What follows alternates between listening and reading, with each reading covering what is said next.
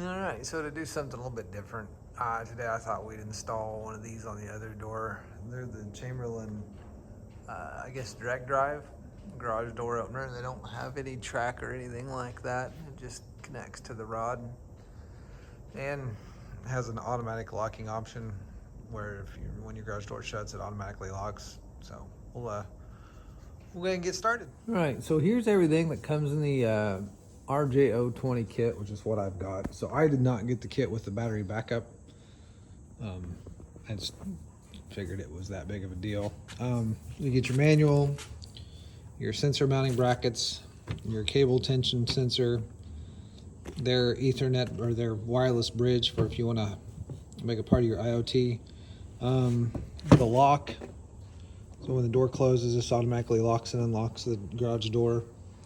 Collar for connecting the opener to your rod, sensors, hardware, pre-programmed remote, wall mount box. It comes with a remote mount light that you can pretty much stick anywhere. There's a 120 volt plug with 6-foot cord on it, and then the opener itself, which has a 6-foot cord and a nice little panel where all your connections are made.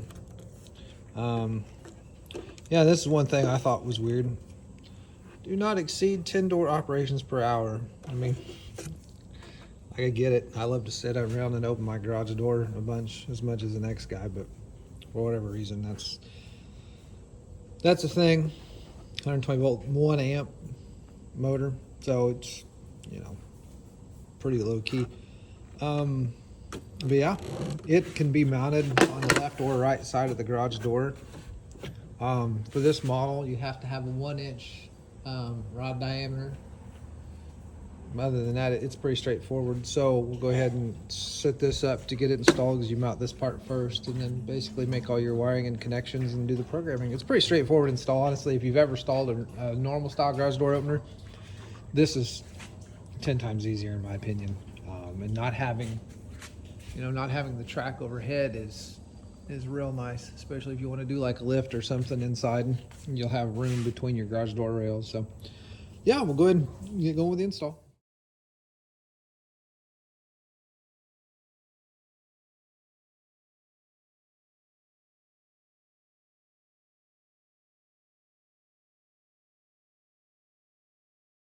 Okay, so once you have the garage door opener in place, and literally installing this thing is as easy as I've seen. So the collar slips over your rod for your garage door opener. This bracket will secure, see if I can get an angle on it, right there into the header, and that's it. Like, that garage door is mounted to that point. There's nothing to attach to the ceiling. I mean, it's easiest install I've ever done of a garage door opener. I've got a small level. You have to make sure that this side of the garage door is parallel. If you've got it cocked one way or another, it'll create some movement in the garage door opener. It'll wiggle back and forth. Sorry, this is pretty close. But yeah, I mean, other than that, it's about as simple as you can get for install. So yeah, I'm gonna go ahead and get this one mounted, and then we'll move on to the next steps.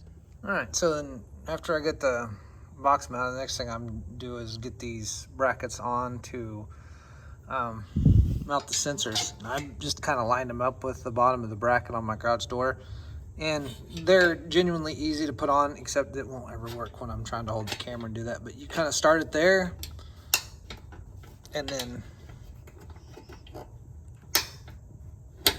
push it over,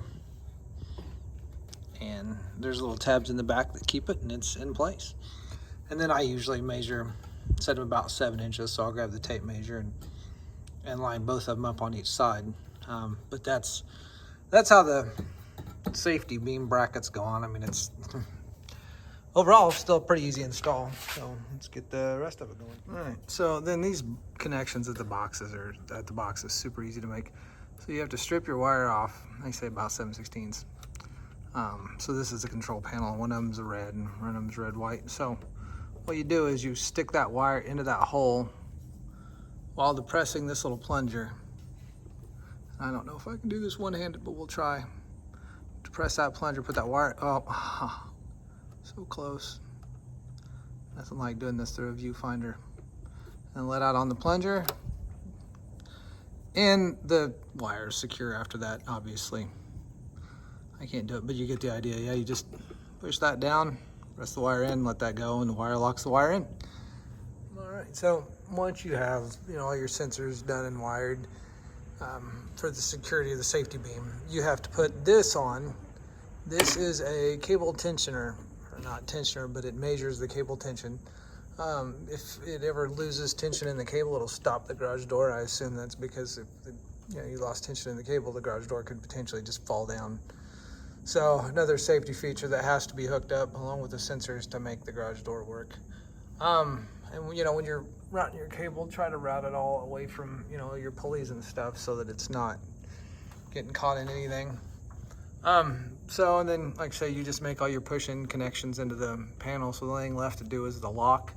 In order to do the lock, you have to get the garage door open. You'll mark where you want your template to be and then open the garage door to drill it. Otherwise, you'll accidentally drill into one of your wheels. Don't ask me how I know. So at this point, you just have to program it. Programming is fairly simple. Once it's plugged in, you hold down this button until the amber light starts to flash.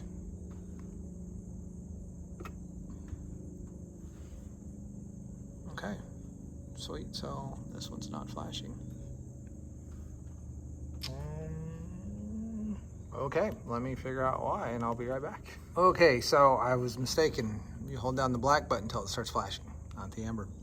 And then once that's flashing slowly, you hold this button down, and this will set where you, so basically you hold it down until you get the door as high as you want and let go. And then you have to press the button on your control panel.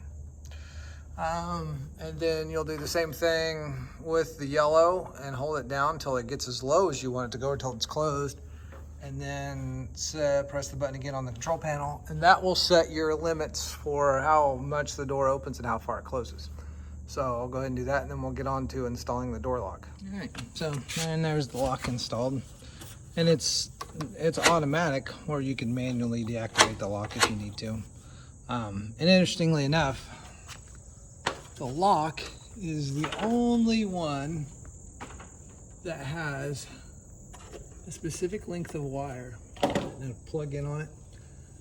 So I'm not sure if there's something relevant to that, or if that's just the way they decided to do it, or maybe it needs a specific length of wire to work. I don't know, but that's how it is.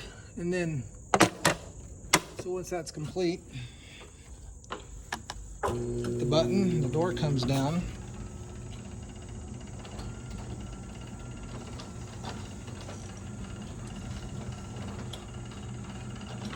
So I mean, the door speed's not horrible, and it's got a brake at the end. Slows it down, and it locks. And so yeah, that's pretty much how these garage door openers work. Super clean install. I really like the fact that they don't take up much room. There's nothing overhead. I mean, they're easy to install. But yeah, you know, if you enjoy this stuff, let me know. I mean, I do more of it. And something else soon, if you're into mowers, I kind of am.